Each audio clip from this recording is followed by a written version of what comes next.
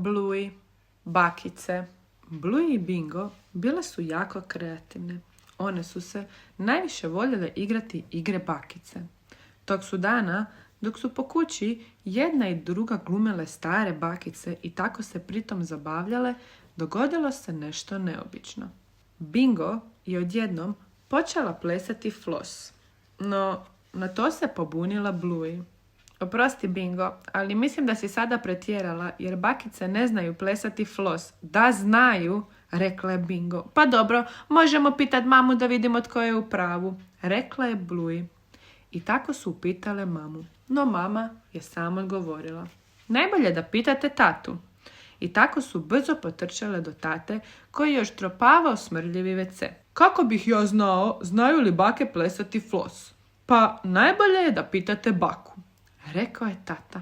I tada su brzo pošle zamoliti mamu da nazove baku. Znaš što, Bingo, ako baka zna plesat flos, onda si ti u pravu, ali ako ne bude znala, onda sam ja u pravu, rekla je Bluey. I napokon se baka javila. No zapravo, javile su se bakine uši. Bako, moraš spustiti dolje. Joj, bako, sad ti vidimo samo noge, digni malo gore.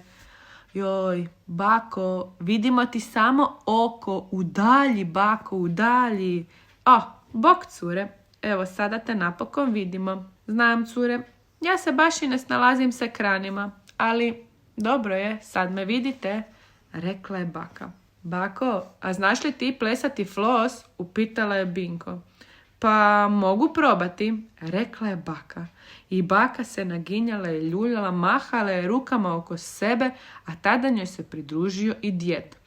I oni su počeli plesati, zabacivali su noge i dobro se zabavljali. Bluey je povikala. To nije flos. Oni možda i plešu, ali to nije flos, Bingo. Ja sam bila u pravu, ha ha ha. Bila sam u pravu, a ti nisi. I tada se Bluey počela hvaliti i poželjela se nastaviti igrati igre bakice. Ali Bingo više i nije imala tu želju. Bluey nije znala što se desilo.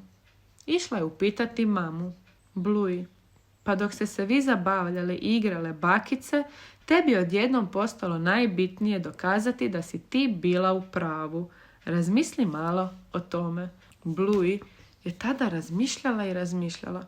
Nije znala što da učini, ali onda se sjetila. Ponovno je zamolila mamu da nazove baku. Hej, bako, naučit ću te plesati flos. Vrijeme je da baka nauči nešto novo. I kada je naučila baku, brzo je potrčala do Bingo. Hej, Bingo, hej, oprosti, ali mislim da si imala ipak pravo. Bakice znaju plesati flos. I tada je Bingo vidjela da baka ipak zna plesati flos. U redu, hvala ti, Bingo. Možda se sad ipak želim nastaviti igrati bakice, ali voljela bi da možemo raditi ono što poželimo. I tako su dvije bakice krenule u nove pustolovine, u kojima su jedna drugu podupirale u novim izazovima i idejama. Ono što su vas htjele naučiti je da ponekad nije i najvažnije biti u pravu. Važno je da se dobro zabavimo, a u igri može svatko biti u pravu. Čiča miča, gotova je priča. Pozdravlja vas vaš prijatelj Zmajo. Bok!